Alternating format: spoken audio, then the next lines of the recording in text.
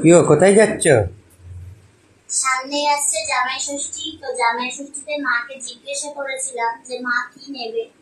তো কয়েকদিন আগে আমরা এই পর্দাগুলো কিনেছিলাম আমাদের ঘরের জন্য।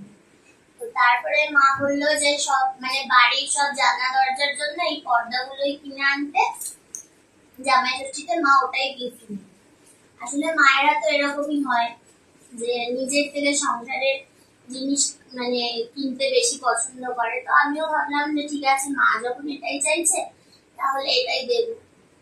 আর তোমার সাথে আমার একটা কথা আছে। কি কথা? যে দেখো, তুমি একটা জিনিস তুমি ভালো করে লক্ষ্য করে দেখো, আমার সব জামাগুলো এত ঢিলা হয়ে যাচ্ছে। আজকে আমি এই জন্য এই বেল দেওয়া জামাটা পরেছি।